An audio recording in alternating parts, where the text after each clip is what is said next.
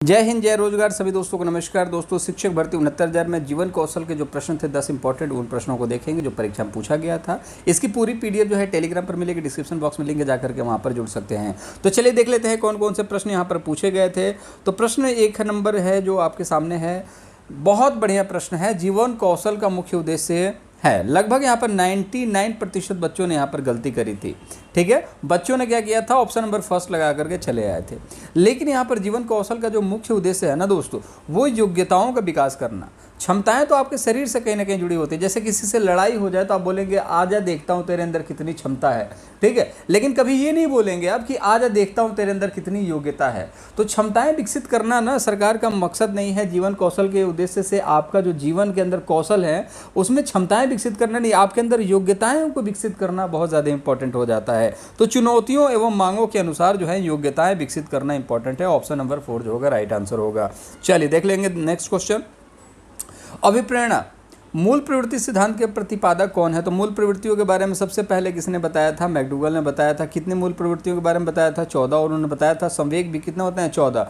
तो मूल प्रवृत्तियों के साथ संवेग छुपे होते हैं, और जो संवेग होते हैं वो भावनाओं में छुपी होती हैं। भावनाएं जो होते हैं शरीर के अंदर होती हैं, जो कि बाहर निकल जाती हैं तो वो संवेग कहे जाते हैं। और संवेग का जो क्रियात्मक रूप होता है उसको मूल प्रवृत्ति कहा जाता है। और 14 संवेग में से 7 पॉजिटिव हैं और 7 नेगेटिव हैं। अब सवाल परीक्षा में संवेग कुछ दे करके, संवेग दे करके पूछेगा ये संवेग है कि मूल प्रवृत्ति है, तो इसको भी देखना जरूरी है। मैकडूगल की क्लास की हुई है, कराई हुई है, उसको जाकर के प्लेलिस्ट पे देख सकते हो। ऑप्शन नंबर 3 जो होगा राइट आंसर होगा। चलिए, सहानुभूति कौशल में व्यक्ति दूसरों की परेशानी को समझता है, दूसरों को पसंद करता है, दूसरों के इच्छानुसार कार्य करता है, हमेशा भ्रम में रहता है।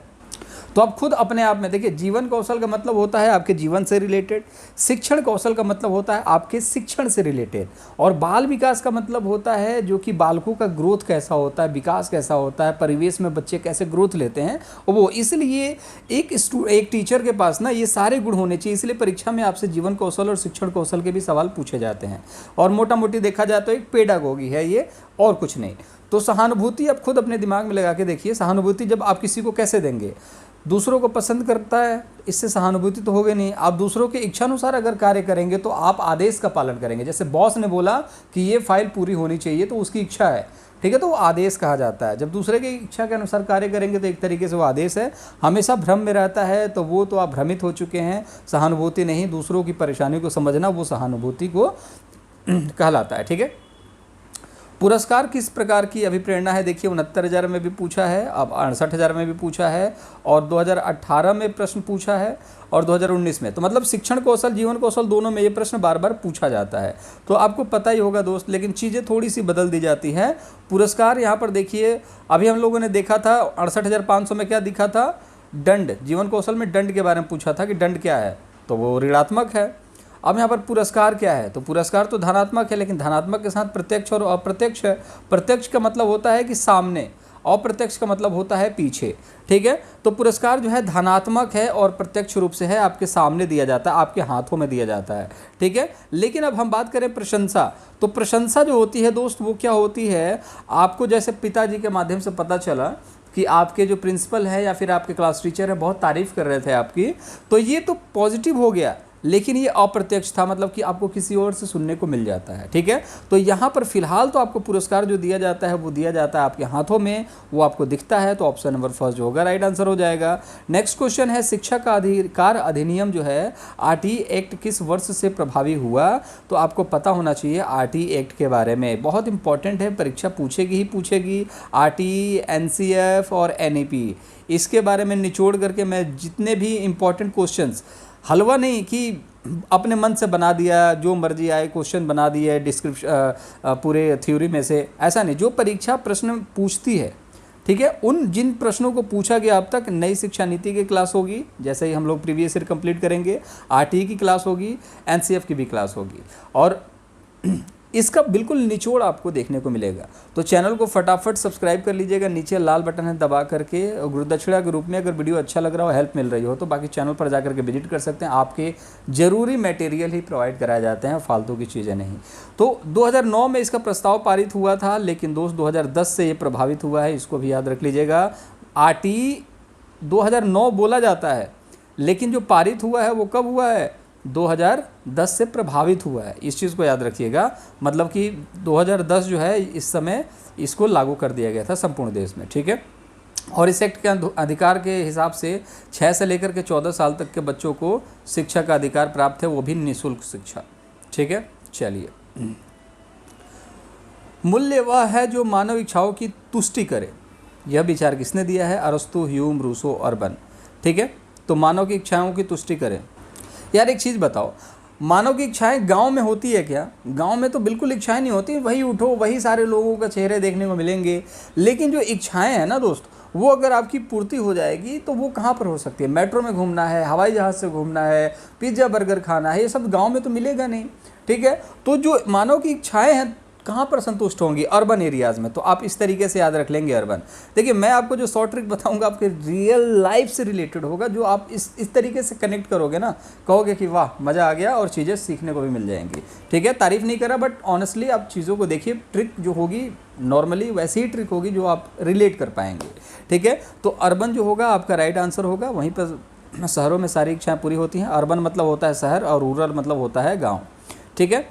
सामाजिक प्रेरक कौन सा है भैया बताइए? सामाजिक, तो भूख जो होगा प्रेम, अब वो प्रेम नहीं जो कि एक समाज बनाता है जैसे शादी ब्याह वाला, ठीक है।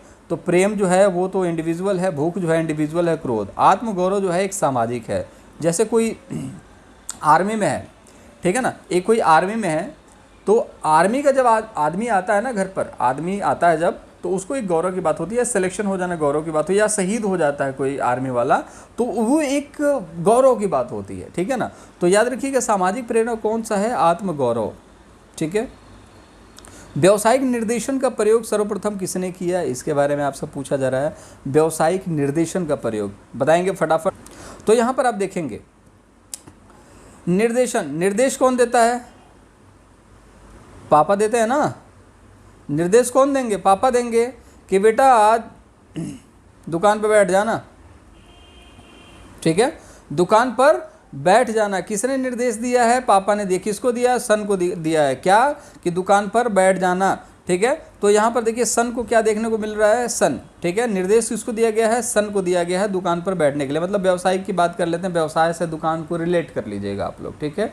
व्यवसायिक निर्देशन का सर्वप्रथम कि आप देखिए दुकान बैठते हैं व्यवसाय करने के लिए, बिजनेस करने के लिए, तो वैसे ही निर्देशन को समझने के लिए कि निर्देश पापा किसको देंगे? अपने सन को ही देंगे, ठीक है। तो याद रखिएगा भतीजा उतीजा को देंगे तो पता चले कि वो लूट उट ले, चोरी करे या फिर बेच दे, ठीक है, पैसे चुरा ले, ये चीज़ें हो सकती है। तो इसलिए अपने सन को देंगे निर्देश, ठीक है। क्वेश्चन नंबर 9 है, अलग ढंग से कार्य करने तथा नए तरीके का इस्तेमाल करने की योग्यता क्या कहलाती है? दोस्त आप भी किसी अलग तरीके से कार्य करना चाहते हैं, करते हैं और इस्तेमाल करते हैं अलग अलग तरीक़ों को, तो आपकी क्षमताएं नहीं, आपकी योग्यताएं जो है ना बहुत इंपॉर्टेंट रोल प्ले करती है आपकी लाइफ में। आपके अंदर बहुत सारी चीज़ों की योग्यताएं होंगी, बहुत सारी चीज़ों की क्षमताएं होंगी, लेकिन जैसे बैठने की क्षमता होती है आपकी, 4 घंटे बैठते हो ना पढ़ने के लिए, तो आपकी योग्यता नहीं होती, 4 घंटे बैठने की क्षमता होती है। योग्यता होती है आपके अंदर जो आपके पढ़ाई लिखाई से रिलेटेड होता है, आपकी डिग्री से रिलेटेड होता है, ठीक है, उसको बोला जाता है योग्यता, ठीक है। जैसे कि हमने बीएड कर लिया है, आपकी योग्यता क्या है? आप बीएड पास हो। सभी नहीं कर सकते। रिक्शा वाले क्या कर सकते हैं भाई? 8 घंटे 10 घंटे क्या कर सकते हैं आप?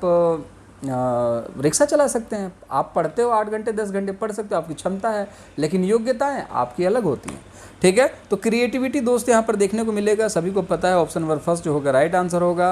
लास्ट क्वेश्चन है, अगर चैनल को सब्सक्राइब नहीं करा, नीचे लाल बटन है गुरुदक्षिणा ग्रुप में। अगर वीडियो से हेल्प मिली हो, अगर आपको लगा हो कि यहाँ पर पढ़ने से आपके जो भी डाउट्स हैं, जो भी इंपॉर्टेंट क्वेश्चन है वो कवर हो रहे हैं, तो नीचे लाल बटन दबा के सब्सक्राइब कीजिएगा। PDF टेलीग्राम पर मिल जाता है। NCERT शैक्षिक संदर्भ में निम्नलिखित मूल्यों में से किसको स्वीकार करता है? तो याद रखिएगा सफाई और सच्चाई। सफाई से कोई मुंह मोड़ ही नहीं सकता, श्रम से कोई पीछे भाग नहीं सकता, नहीं तो सिलेक्शन होगा नहीं, और समानता और बिना सहयोग के कोई आगे नहीं बढ़ सका है। ये आज़ादी में भी आपने देख ली है और हर जगह आप देखोगे परिवार भी बिना सहयोग के आगे नहीं बढ़ते हैं।